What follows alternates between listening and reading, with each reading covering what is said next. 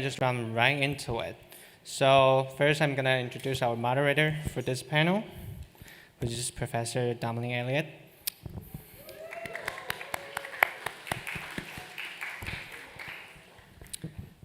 Right.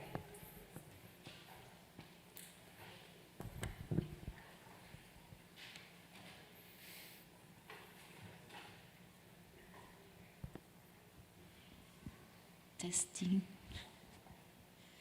Okay, so thank you so much for being here. We had a great first day yesterday, and I think that you'll be really amazed by what we have in store for today. So let me call my panelists. We'll start with Kelly Miller, Director and Creative Director and Partner at &or.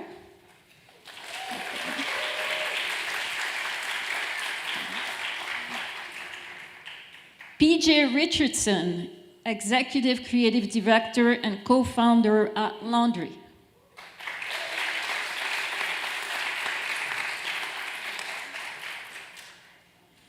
Miles Bryan, Co-Founder and Director at Sai Sai Mai Mai.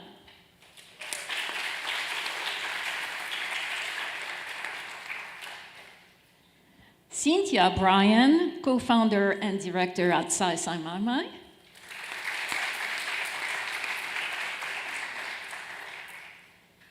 And Crosby Ignacher, Director of Animation at Imprint.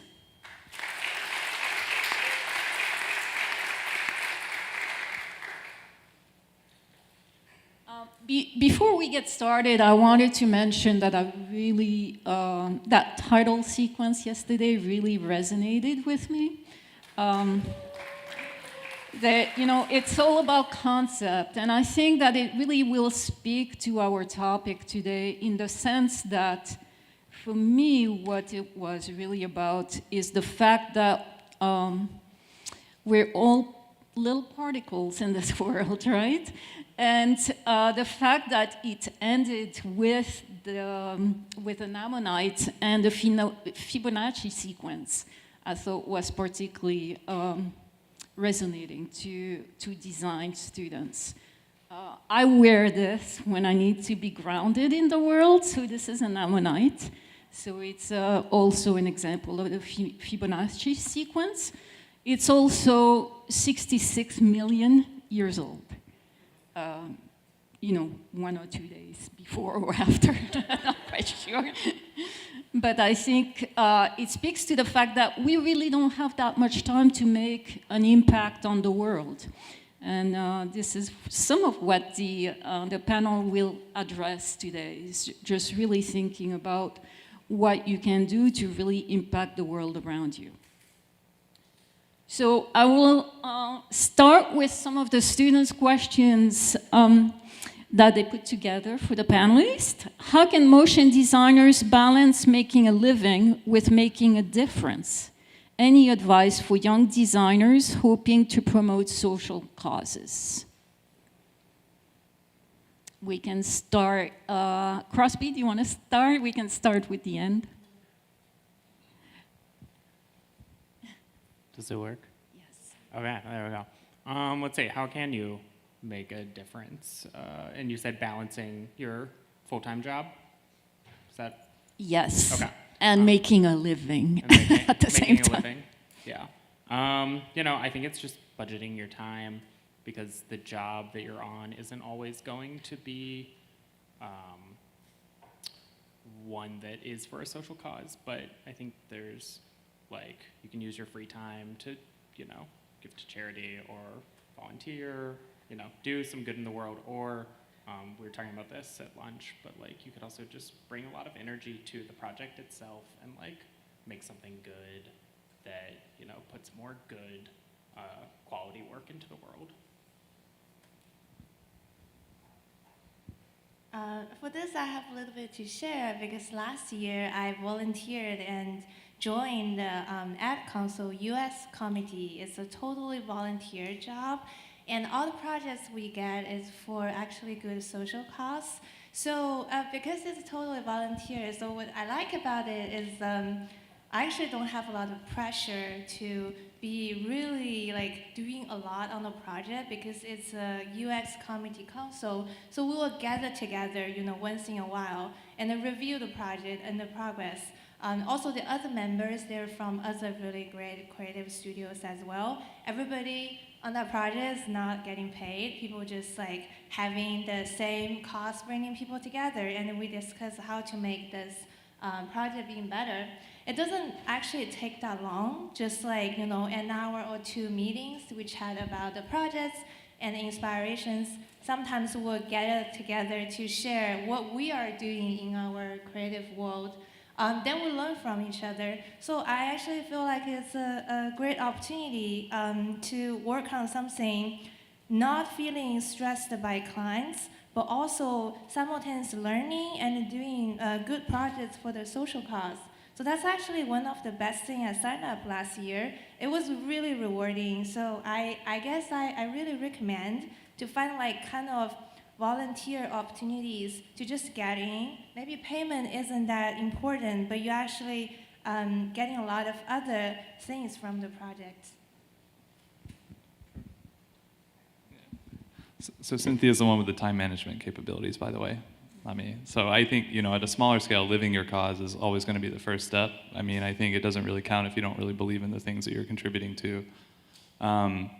But otherwise, I think the work that you start to pursue, especially as a creative, there are just so many means in which you have at your disposal to contribute into those types of outputs. And the causes are there.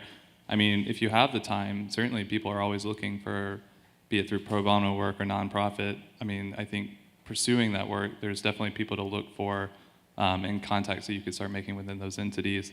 We started working with Greenpeace a little bit last year through really like odd circumstances, but of course, like it was a very human experience, and I thought, even just in the smaller scale, sort of weaving into a project, we were able to work with them at like a very reasonable scale and sort of get to know like the causes that they were backing as well. And everybody has like differing ideas on the causes they support, but I think, for them, that particular project felt like something that we believed in and we wanted to work on. And the relationship we were able to build with them was really effective, and we had a great sort of execution and output with that. PJ,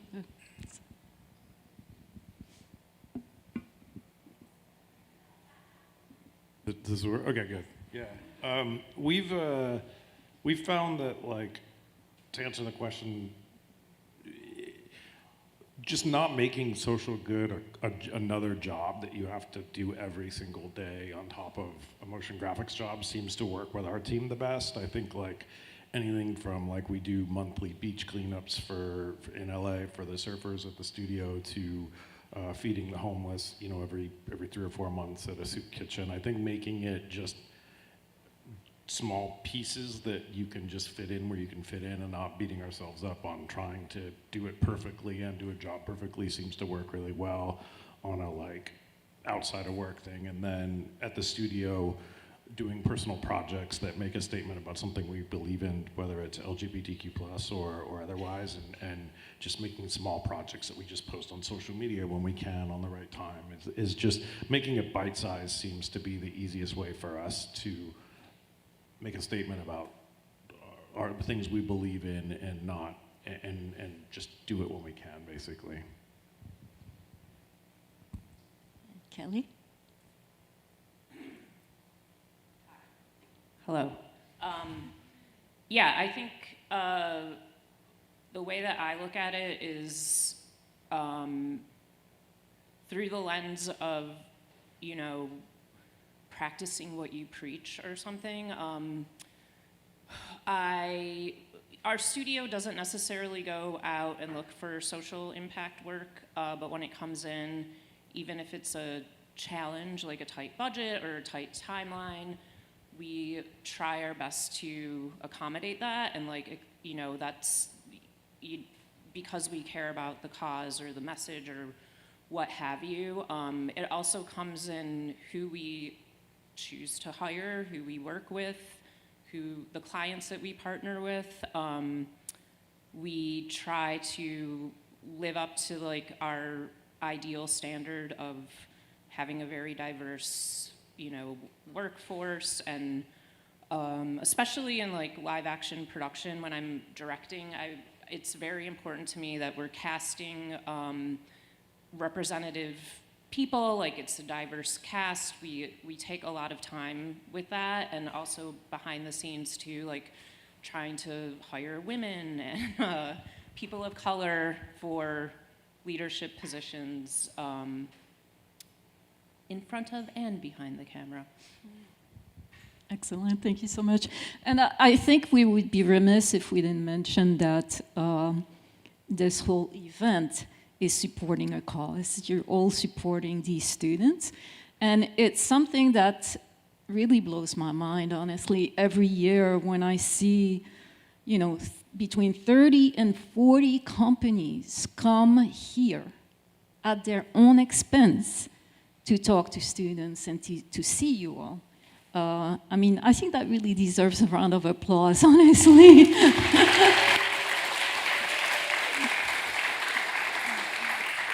It's really, I think it speaks a lot to the quality of work that you're all doing. And I know you've all gone through a time this week of a lot of self-doubt. And I think that you should feel really good about where you are in the world right now. And also learn from what was said yesterday, that your career is never going to be a straight line. And that you're going to have just a lot of times where you're just going to make decisions about doing something different. One anecdote, and I won't go on forever, I do want to talk to these people more, but one anecdote I often give to students is there was a student of ours who went into sports graphics, won 2 Emmy Awards within a couple years for his work. His mother got very ill, and he stopped working. He decided he was going to take care of her. And after that, he decided to go back to school, and he's now a nurse practitioner. So you never know where life is going to take you. You know, he had this epiphany of, this is what I want to do with my life. I want to take care of other people. So you might end up having those types of epiphanies as well. So you already touched upon this question a little bit, but what charitable organization or social impact initiatives resonate most with each of you, and why? Crosby, do you want to? We can go out of order too, it doesn't have to be regimented. Are we speaking on like a company level or a personal level? Both. Both, okay. For the company, for Imprint, we have it tied into our mission that we're trying to like always have some social good component to what we're doing. So there's not like charitable giving that we're doing actively right now, but we want the content that we're putting out to just be beneficial in general to the users, instead of, you know, something like just social media that can take you into a doom scrolling funnel. Personally, I'm pretty pro-union, pro-women's rights. I mean, I don't have like specific causes that I can like list out, unfortunately, but I mean, that's kind of some of the values that I go for. And do you feel like sometimes we get a little bit scattered, right? Because there's so many things in the world that need help.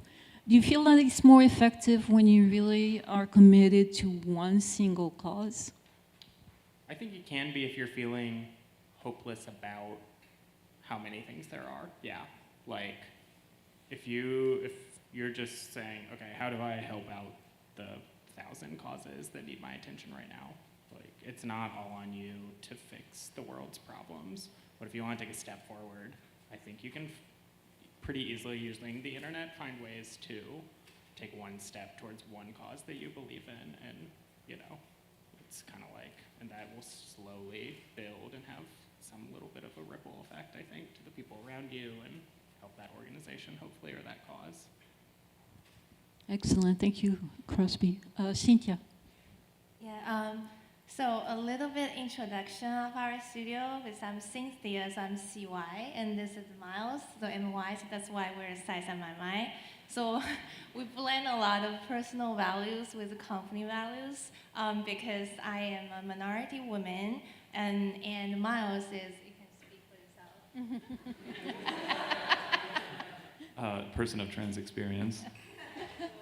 We are a queer couple company, so we really bring a lot of the things that we believe in ourselves into our company hiring as well, especially for like, reaching out to talents that we're really looking forward, it's bringing the diversity, we want to hire women, we're pro-LGBTQ, and all the things that we want our company be all of that, and because we are all of these, and we think we do great work, even we might not be the majority of the society, but I think it's our sparks actually. We love our identity. It's not oversharing, but we went through a lot of therapy.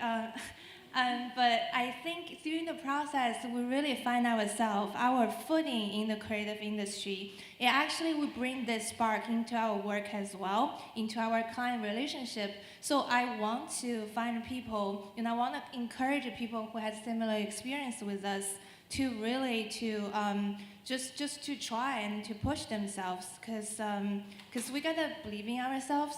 And I think there is a world totally there for us, and we can be successful just as others. I think it's hard to follow that.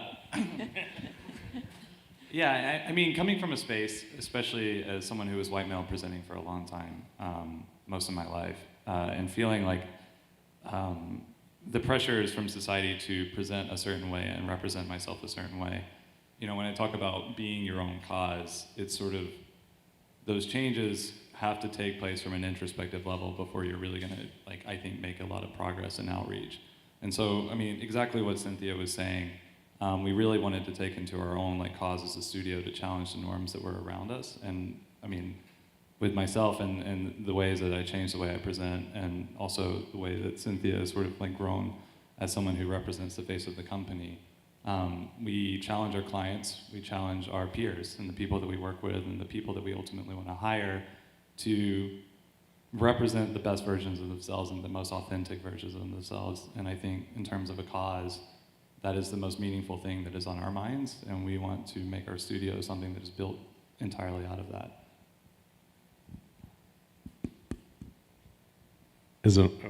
Here we go.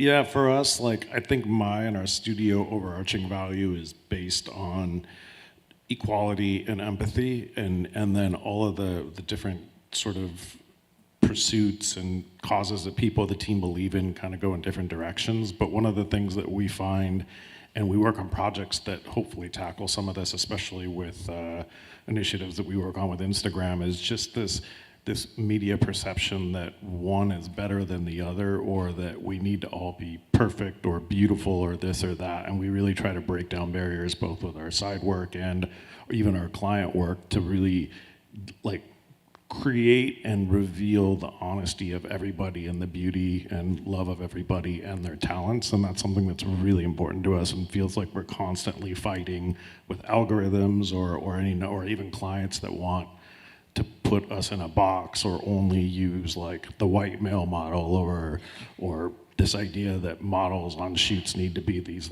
perfect, beautiful supermodel things, which is all bullshit. So it's something that we're always fighting and standing up for and pursuing, both as people and creatively within our studio. Excellent. Kelly? Hello. Okay. Yeah, so I think for us, it's very important to us that we're a female-led studio. Newsflash, there's not a lot out there, especially in motion design. So, it is a little bit of the Gandhi quote of being the change you want to see in the world. And, we're also a queer company. And I find a lot of pride in being able to get up on stage like this and talk to people and be a hopefully a source of like, hey, she's doing it, I can do it. So yeah, I mean, that's really like, to me, it is like such a personal path to change that like, I just look at it as through the lens of like, being an example. Be an example for young people, be an example for clients, be an example for coworkers, collaborators, and treat people amazingly. Like treat people with respect. This is a business, of course, we have to make money, and I roll my eyes at it all the time, but like the number one most important thing to me is that we're treating people respectfully and supporting people's growth, to be honest, even if they're not our staff. Like, we don't really have a staff, so even our freelancers, I want them to, like, crush it, and become better and grow as artists, so, yeah. So you've done some titles for some pretty heavy films. Do you want to talk a little bit about what it was like to collaborate with very strong female directors? Sure. Yeah, it's weird to say that I do this on the side because there is no side for me. I own the studio, and therefore I get to pick what I work on. But yeah, so I got in with the independent film world early in the start of the studio, doing title sequences, mostly titles. I mean, it's barely a sequence. But they don't have any money. I mean, to be totally honest, these are very low budget, independent films. They're incredible, and the films are stories that are very close to the directors and producers' hearts. Like, it is their child, you know what I mean? Like, this is art. So, long story short, it is like a little bit of that, making the sacrifice of like not making money, which I don't put as my number one goal at all. It's like probably the lowest goal. And working with people who are telling stories that I like support and are women, women directors, Black directors. If it's anybody who feels underrepresented or a story that feels underrepresented, I'm like, you have $500, cool, that's fine. And I put as much effort into those projects as I would into like a client project, because that's really what I care about. The client work is fun, and like I bring a different sort of attitude towards that, but when I'm working on the film titles, it's very personal. I know they're coming to me because they respect me, so I respect them, and it makes me super proud to be able to be a part of these really impactful stories in the world. This brings up an interesting question, which is, have any of you ever found yourself in a situation where you rejected a client project because you didn't believe in that client? Yes. Would you care to elaborate? Well, yeah, I don't even know why this place would reach out to us. It's literally insane to me. But Fox News reached out to us about something, and I was like, you mean like the Fox News, the one? And our EP was like, yes, cackle, laugh. And I was like, well, you can tell them no. Like, the end, no thank you. Which I'm sure they have like tons of money, and like, there are studios, obviously there's studios that work with those types of clients, and like, you know what, whatever, like, I'm not gonna judge you, but it's just not what I'm doing, so, yeah. How about you, PJ? Is it? Yeah.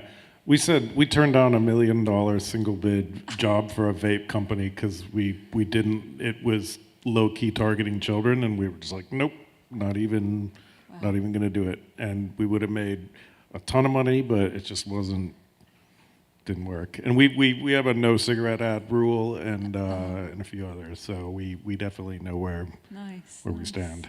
Yeah. And how does that conversation take place with you and the partners? And is it very quick, or is there some back? It's pretty quick. We definitely we've gotten into more. Those are super easy in a way because they're pretty black and white. We've gotten into more sort of political-based ones, like I'm going to get their name wrong, but Live Golf hit us up for graphics, and some people were kind of for it, or not against it, and some people were adamantly against it, and we talked it out and still said no in the end. If someone disagrees or has a value problem with it, we'll usually say no. Hello. There's a lot of nuance to it for sure. I'm trying to remember. There was something, I can't remember the specific example, but there have definitely been times where something comes across our desk that we're like, wait a minute. And you kind of have to research it and figure out if this is like something shady, or what is this business's values, and sometimes that can turn into like a heated debate between the leadership crew, but at the end of the day, I think we always tend to agree that like we do not do work that is bad for the world. Like, no, absolutely not. So yeah. Fantastic. Miles, anything comes to mind? Or Cynthia, you are a team. Yeah, Side My Mind is very small. We actually also said no to a vape company. So. It's a lot of them like kind of popping up. I'm not really, they had significantly less money. Made it easier to say no, I think, but no, they weren't very pleasant people either. But on the potion side of things, we've also done a lot of centers, and Cynthia's involved in quite a lot of that work too from time to time. And so, we actually have to like trace the money quite a bit, because a lot of these like museums, especially private, they kind of come from some dark money places from time to time. And so, we will frequently talk about those types of projects with the team, especially, and like try to look at what the value and the output for those types of places opening, and what is the ultimate contribution of it. We've drawn a few hard lines, though. We tend to skew away from most political nature work. We've said no to a lot of that. And then oil and gas. There was a big, also single bid project that was with one of the major players in that field that, it was from the majority of the team, it was no out of the gate. And then I think that project actually went away. Totally. Okay. Crosby, so in your case, you're working for an educational company, so everything you do is really for a cause. But is there anything that you focus on specifically that you feel like the company has a little bit more of a commitment to? In terms of the educational platform, its outreach, its topics? Yeah. Let's see. Not entirely.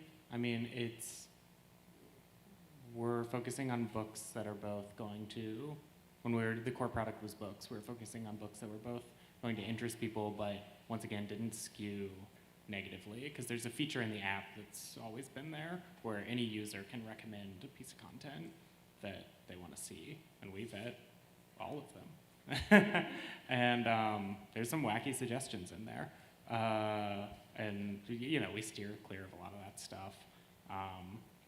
The courses that we've been doing, I think, have a lot of benefit on, or focus on not like betterment for people's life, or like understanding. So like a course that we did a year ago was a happiness course. It was like a 7-part course on like, if you, actually really it's for anyone, but like whatever stage you are of like how you're feeling emotionally, like here's a 7-part series that you can go through, and here's some concrete steps that you can take that should like scientifically bring some more happiness into your life. And like we thought that had pretty good impact, and it got a lot of response from users, which was pretty cool to see.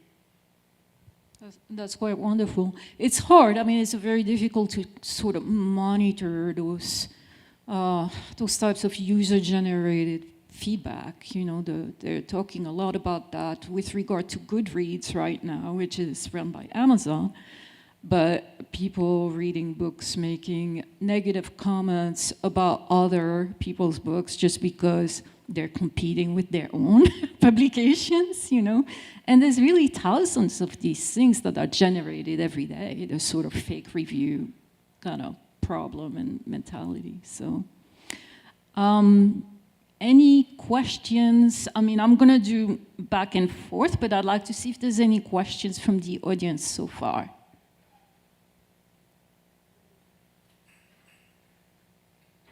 I can't see, so you'll have to ask people with the mics. Okay, I see one in the back. Hi, I'm Dana. I'm a senior motion media design student here. Thank you so much for being here. I have a question going back to the first question of the panel.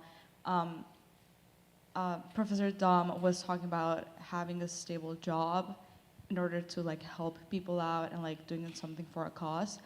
And right now, I mean, the world is crazy. There's tons of things going on every day on the news, and it's pretty horrible. How do you make people like still believe in motion and design and art in general when there's other stuff that it's more pending in a way? How do you like keep that interest in people like still believing in our industry? And who would like to take that one? PJ. Oh, I can take that. We,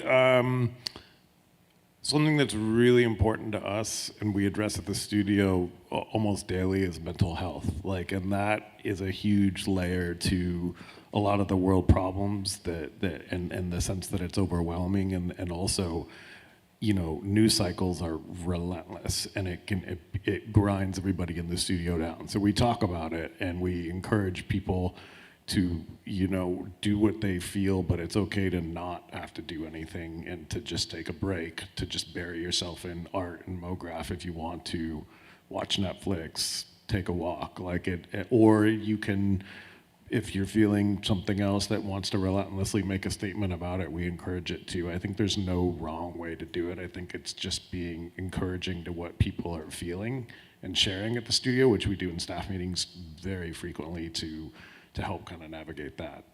And we address it head on, like, and just call it what it is. Like, hey, it's overwhelming. It seems like it's getting worse everywhere as opposed to better. Or just one person that feels helpless. Like we have a discourse about it quite a bit.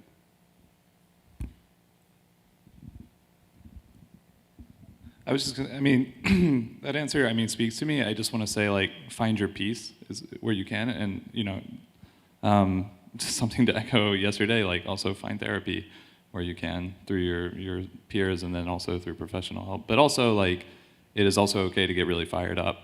I mean, as a trans individual, I feel more and more every day between me and Cynthia that, like, we are a little bit of a hotter topic in the news than I was comfortable being when I came out, and I thought it was very inconvenient timing.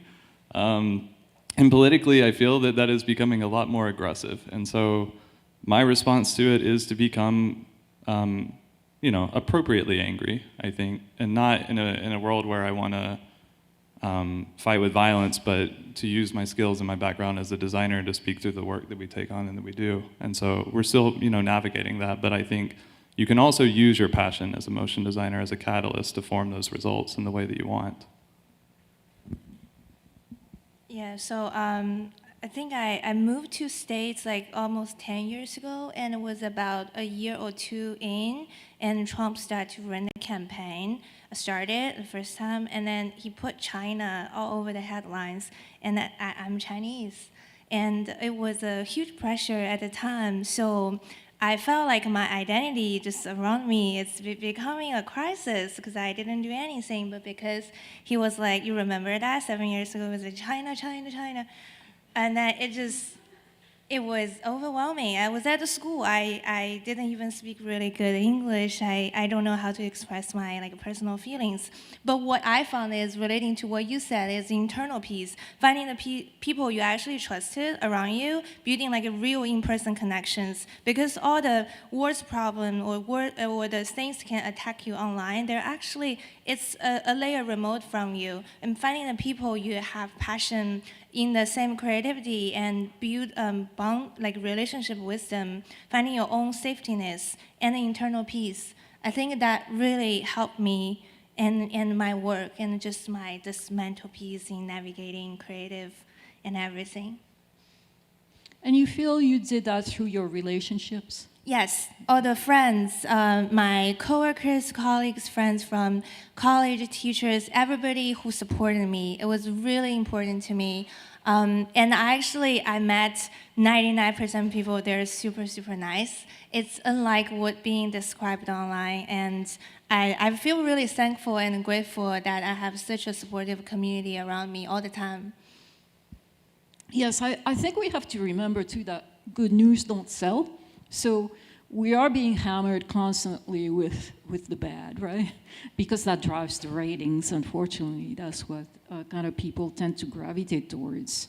And that's also why many politicians on both aisles of the spectrum now really use negativity and anger as the fuel for their campaigns. It's never about working together. It's always about working against each other. So that's very heavy, I think, to take in, and particularly for this generation. Though, my grandfather was stuck in a labor camp in East Prussia between Hitler and Stalin. So I can't say that his generation had it easy. But comparatively to my generation, for example, we didn't have 24-hour news. There was no internet. No iPhone, so we were not a slave to that. So mental health was not something that we really discussed all that much. Now everybody's thinking I'm a dinosaur, but I think, yes, this is a conversation that I think is really important to be having these days. I think it is really important to take breaks from that stuff, to be honest. I'm, dedicated news junkie, have, subscribed to a million newsletters, Substacks, whatever. Everybody gets their information from somewhere. And recently I did a media detox week where I wasn't allowed to look at anything, any news, nothing that didn't have to do with getting my actual job done. No reading, no listening to NPR.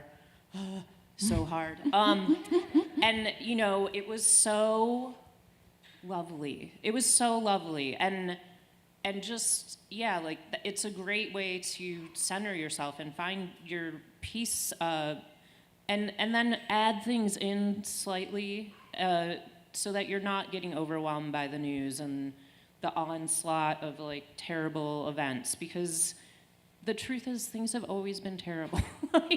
You know what I mean? Things have always been terrible, and you can pay attention.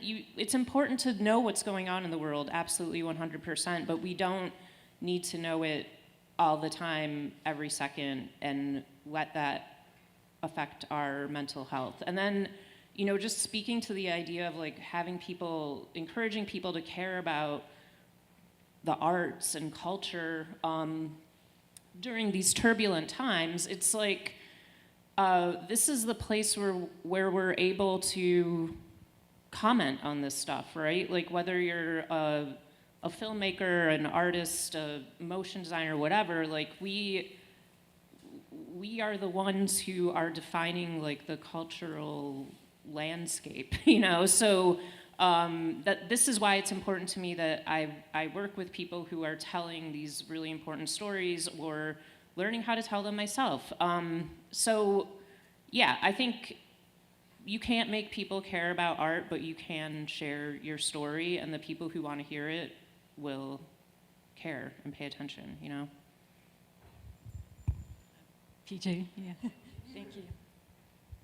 I think one thing I want to bring up too is the way the overwhelm of the negativity in the world functions. It kind of has us on our heels, kind of waiting for more bad news and feeling helpless. And what I would encourage everybody to do is get out and get outside, get away from your phones, travel, whatever it is, because it's also.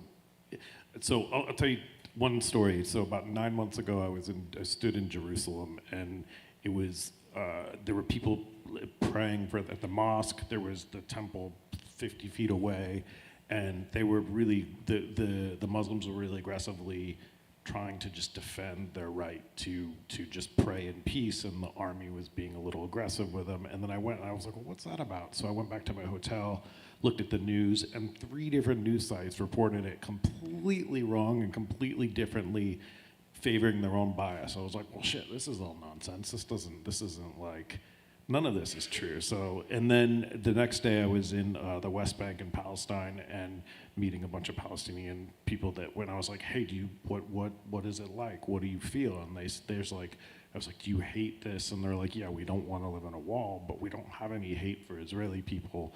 And Israeli people that I met were like, we don't have any hate for Palestinian people. And so like this perception that everybody was against each other and the news dividing every people, I was like, wow, this is just a mind fuck. Like, and what happened was just getting out and meeting people. Like no one's like, hey, here's my political stance, what's yours? It's just nice people doing good and wanting to live good, and seeing that in person is just such a relief mentally, and so I just try to do that as much as possible to not get stuck into this like mental health overwhelm from the news. So I want to encourage everybody, you don't have to go to Palestine, but like go get out, and it really helps.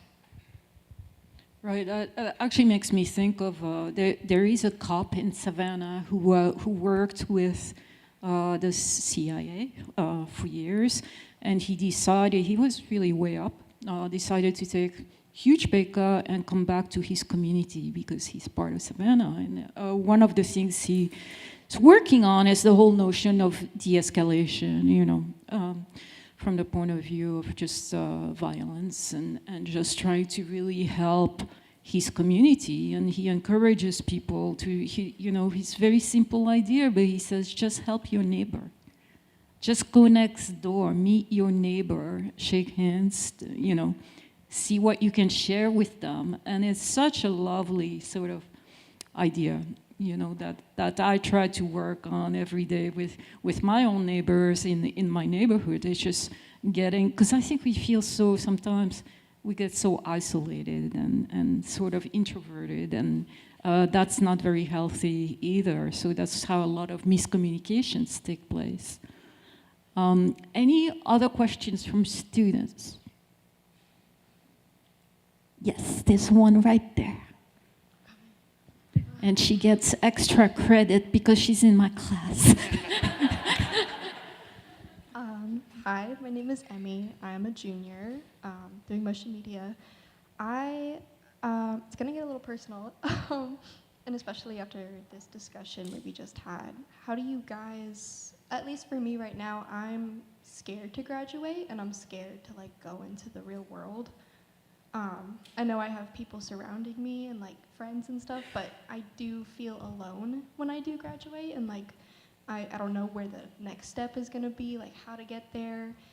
Were you guys like scared as well? Did you know? Were you prepared when you graduated? Like, no, okay. Like, and how do you like stay motivated to like keep going and doing what you're doing when you're surrounded by so much negativity sometimes? Crosby, do you want to talk about that? Because you had, I'm sure, a lot of similar experiences when you were a student here. Yeah, I mean, at some point it kicked in. I was like, oh, I have to find a job. I have to exist in society, and that's hard. And I was very privileged to get an internship, but then that did not result in a job. And then, yeah, you really feel on the edge because you're like, okay, I need to make rent, I need, all the things. things like that. I feel like maybe at this point we sound like a broken record, but rely on your network, and your friends, and I think there's just a lot of good in talking about it, and it's really hard. I suck at sharing my feelings and talking about what I'm insecure or anxious about, but just saying the thing can almost make it feel silly, and then someone else is probably gonna be like, yeah, I feel that too, and you'll get, I think, a little bit of relief in that, and that's really good.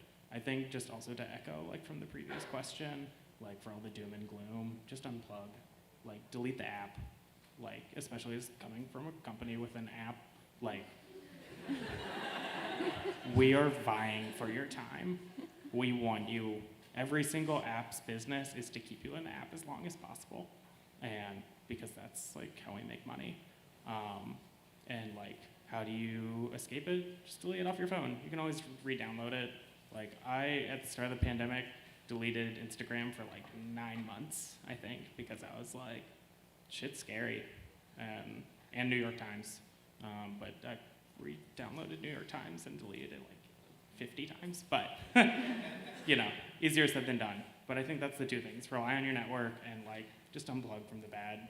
It's okay to compartmentalize it away. It's not on you to fix the world's problems.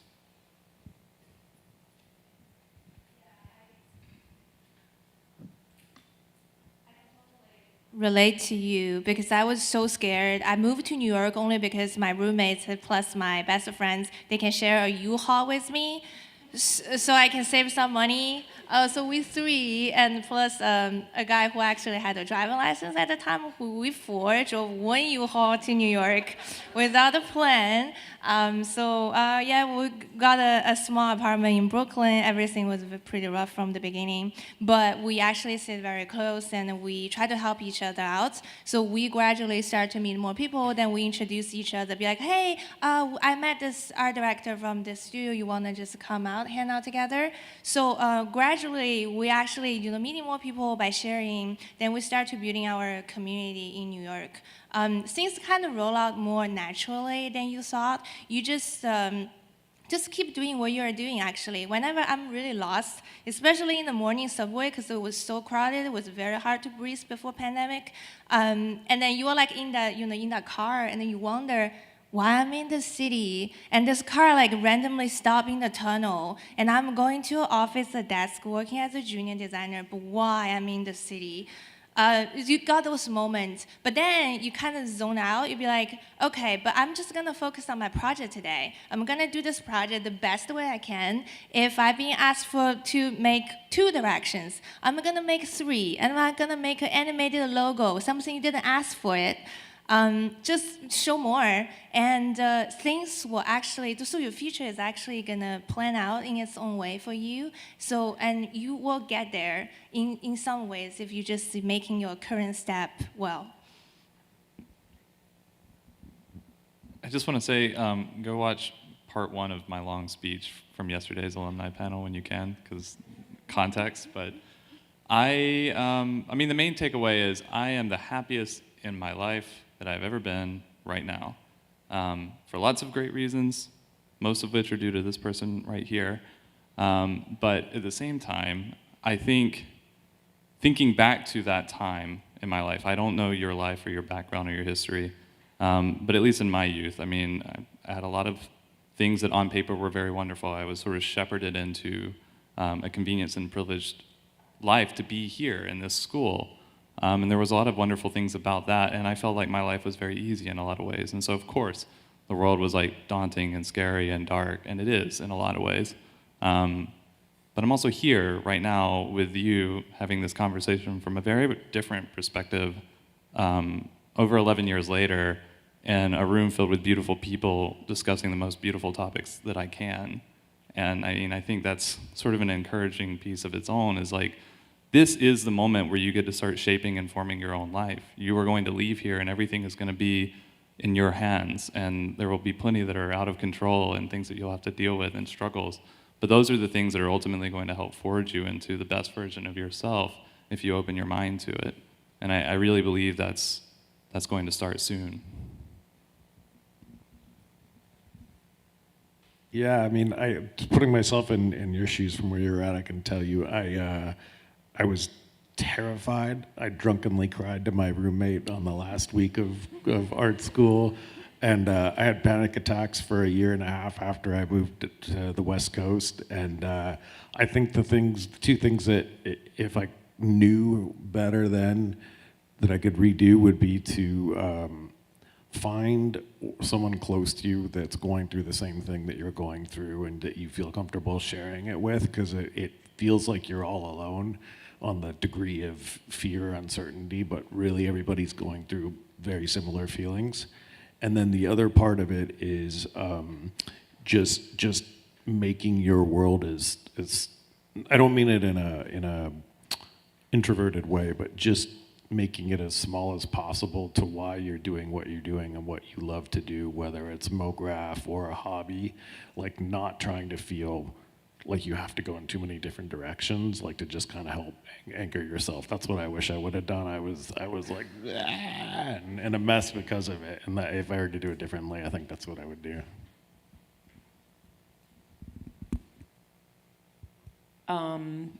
Yeah,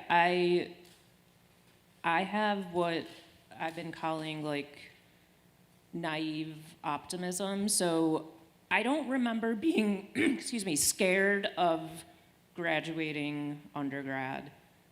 And I also went to grad school, and I wasn't really scared of that either. I think I was more anxious that I was losing my community. You know, and I think that aligns with what everybody else is saying. Just like, you know, all of my friends are gonna, you know, go off into different places, and that sucks, you know, but it's also amazing because then you get to see your friends thrive and grow, and then you get to go visit them, and like, you build your own community, and, you know, it might take a while, but it absolutely happens. And I think it's so funny. I had the same experience in New York where I went there so stupidly with like no money 2 days after I graduated grad school, got like a 1 month sublet. I like didn't have any like real world experience in New York City either. Like I had been there once. Didn't have a job, had nothing except for this sublet apartment, and me and my cat, and I don't know, man. It worked somehow, but when I think back to like how stupid that was, I just want to be like, what are you doing, kid? Like, but the point is, like, you know, I didn't have any money. I didn't have anything. I mean, I knew people in New York, but everybody's so busy and doing their own thing. So, you know, it's hard to get the support that you maybe want. But, you know, it works out. And, you know, it is just about meeting people, putting yourself out there, trusting yourself. You know, you can do it. You guys are at an amazing school, getting an amazing education, talking to amazing people. So, and we all want to help you. You know what I mean? That's why we're here. That's why we spend the money to come here. You know, maybe people are hiring people, but that's not really why I'm here. I'm here to meet you guys and see what you're up to, and, you know, start conversations. So please email. One thing I wanted to add too is without hopefully causing a mutiny of collective arrogance in the room, but like what we do is really hard and subjective, and it takes a lot of personal emotion to build the creative things that we do. But also, everybody here that has gotten this far is a rock star. Like, celebrate the wins. Like, it's always going to be hard, but when you push yourselves creatively as much as the median for what SCAD is, like, you guys are pushing yourselves, but you're doing a lot of wonderful things, and celebrate that, and it'll help it feel, I think, a lot less scary.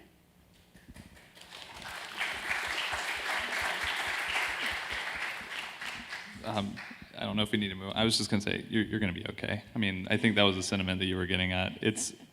You're not this thing either. You're not motion media. You're yourself. You're an individual, and you are the whole collection of this room being represented by that. I think it's great that you have this passion, and I mean, I hope this is a field that you thrive in. I hope you're happy in it. You might find yourself doing something completely different in an even happier place, and regardless, I hope that you find it sooner than later. But I think you will, and I think you will find it with the individuals around you.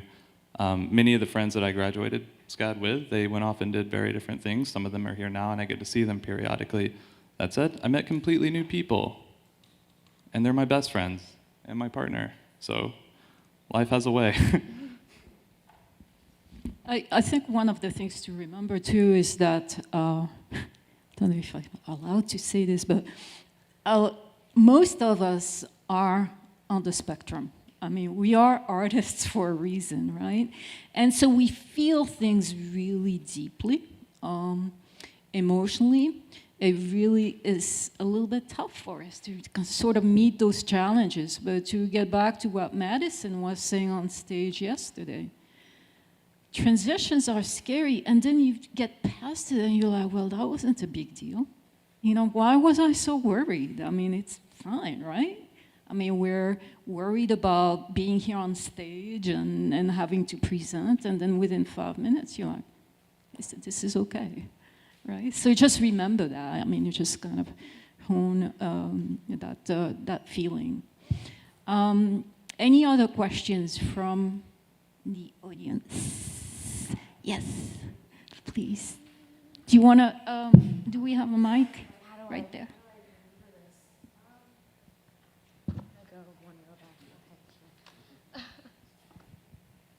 Hello. Ooh, that's loud. My name's Bayete. I'm from the Atlanta campus studying animation. I just want to ask, when you guys are out or getting out, or you have like a project or an idea that's like outside of work, how do you go about just like pulling a team of people together? Because it's like something that you individually are passionate about and want to make. How do you get other people to kind of like come into your like idea? Yeah. Money. I mean, sort of. I mean, really, I would say we don't do projects that we can't have teams on, so I mean, it's kind of money. It doesn't mean you have to pay people a lot of money, but like, unfortunately, that's the world we live in, and like, it's a token of showing that you value somebody's time and energy and effort, which, you know, like when I talk about the film titles I work on where I make so little money, it's basically like, did you want me to do it for free? But, you know, it's like it is more of like a symbol. Like, we understand your time is valuable. We respect you as a creator. Let us give you something, and I will do it, you know? And I think that goes for like independent film making too. Like, even though you might not have like a $10 million budget, you know, paying people what they're worth to work on your film is important. Like, it's not their passion project, you know what I mean? And they might be willing to do it for less because it's fun and they like you or they really like the concept or something, but you know, that is like just the way that we collectively have decided to show people that we value each other's talents, you know? Money. I'll add to that. If you don't have money, you know, like, shoot an email, like, to someone that you respect and think would be good to work on the project with, and, you know, accept the resources that they're willing to give, whether it's just feedback or they say, okay, I can work on this for a day and here's a frame or something.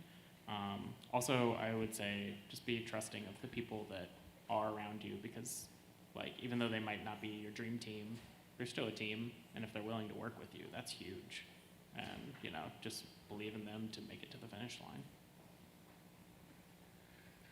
Sai, Mai, and Cynthia, you can say something too. I think we're a very like task force driven company. We're super small. I mean, it's like we are kind of looking to grow that, but it's very much a right person, right job, right fit scenario. I mean, we are just too small to hire somebody just because we like them, just because they're good, or even just because they're great. Like, they have to be great for us and great for the project. And there's a lot that goes into it, and it's you know, talk to us if you think you're that person, but there has to be a dual perspective on that. But when we staff projects, I mean, especially when we're looking out for more like independent or contract help, you know, I've been working in the industry long enough to where I have so many friends who are incredible at what they do. I don't call a lot of them because they're still not the right fits for those particular projects. I have to be very specific. The only way that project will be successful, especially if we're coming in on a rigid budget, is to make sure that the team is very well articulated and that the goals are super clear. And so, you know, I talk a lot about like the network and collaboration, but also being specific about the needs of something, because you're actually serving the team more when you place them in the position to succeed. Therefore, the project will succeed by nature of that. That's why I love having Miles on Sai Sai Mai Mai, because I'm totally the person. I'd be like, hey, I like you. I like your personality. I like your work. Let's work together. So before Sai Sai Mai Mai, I was in Coach. I was an art director at the Coach. So I did that a lot because I was not burning Sai Sai Mai Mai money. I was burning Coach's money, so it doesn't quite matter. I brought on so many indie artists just under the Coach umbrella. Everybody's like, cool, Coach is a big brand. Yeah, we can work with you. We did some like indie magazines never approved by leadership, and I used the Rizzle print and distributed it in Brooklyn. Yeah, and some like indie artist event also never approved by leadership and happened in Brooklyn as well. So yeah, but when we're doing Sai Sai Mai Mai now, I do need to be a little more cautious. So I just want to say thank you, Miles, for being on the team. Thanks for finding the good people. You know, I think it depends. If it's a client project, it's easy. There's infrastructure, there's budget, what have you, right? But if it's a personal project, I think what I've found work. Two things that stand out is finding people to work with, exactly like Miles said, first with very specific goals and tasks in mind at a micro level, to be like, I need this, are you down? And then finding people that are also just equally passionate, that are doing side projects on their own, and finding some overlap to figure out how and where you guys can work together. And then I think that the key ingredient is you kind of have to be what I call the turbocharger, the one to keep being like, all right, you're down, let's do this, let's go. I'm checking in on you every day, or checking in on the project every day, and really pushing it forward, because there is sort of an unwritten project dynamic where you need a captain of the ship, or captains, but you need someone to push it forward. Otherwise, it just becomes, it kind of fizzles out. And that's the hard part, is to keep pushing especially a personal project or a non-client one forward, because it's very easy for it to get shelved without any structure. And so that's where you have to just keep kind of pounding away at it. And one layer that I would add is putting, like, we put a ton of our experiments up on Instagram, and we very quickly find like-minded creators that are like, oh, I'm down, I'm into particle stuff, but I don't know, do you guys want to do something together? And then something will kind of come to fruition out of that. And it doesn't have to be that, but just as an example. It's interesting you say that, because I was kind of thinking back to Beeple and those sort of one-a-day projects that you know, brought him fame and wealth eventually with a JPEG. But I think that's also very important, is just having these small goals, not necessarily these massive sort of endeavors, but knowing that things are just these little building blocks towards, you know, fulfilling your life. Any other questions from students?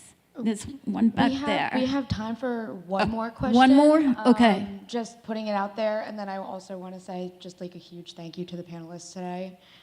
It takes a lot of bravery to talk about the things that we're talking about, and yeah. Okay. Oh, one back there.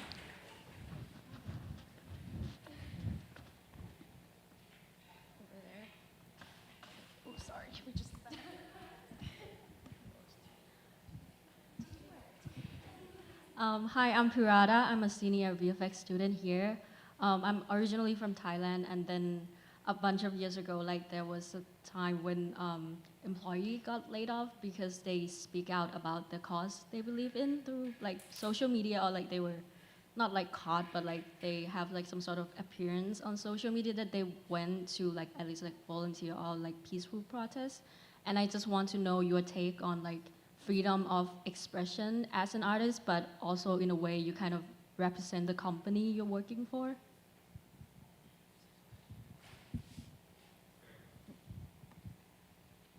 We just had this come up with at the studio with the Palestine and Israel war, and it's a really, really, really, really touchy one. I think the best way that we I don't know what the word is that describes it, but I think we just have to be cautious altogether to be encouraging of everyone equally and not taking a cause that isolates the pain or suffering of someone else over someone else. That was really what ended up happening at the studio. They were very pro-Palestine, but then you're like, well, we have a lot of Jewish employees that either are suffering from the repercussions of anti-Semitism or just outright had relatives that were killed in the war, and just creating a culture and encouraging one that's equally understanding of suffering. I think that's when we've seen a lot of trouble unfold, is when, while the intention was always good, it can get really tricky for employers if a cause isolates someone over someone else and creates division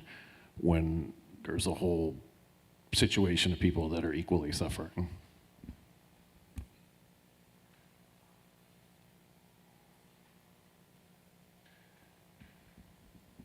I think this answer is slightly different between an individual, especially a contractor, and a company. In a company mindset, the company is a voice of its own, in a sense. And you try to populate it with people who represent the values and the voice of either its creators or the vision that you have for that company.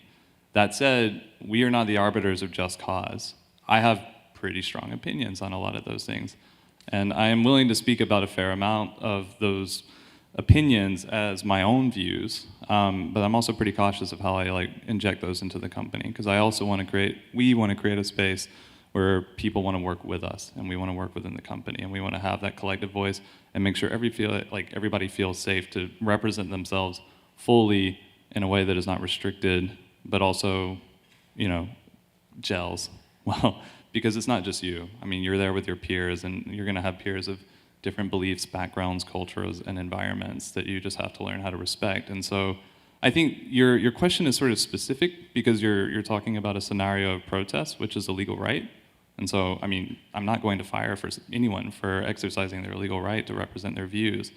I just think the way you do that has to be, sort of done in a way that is independent and not, strictly speaking, echoing the values of your company, because that becomes a very tricky territory where you start to absorb the people around you into values that they may not necessarily support, and you also have to be okay with that. I'm gonna close it here, but thank you so much to our panel. Just really fabulous conversation. Thank you.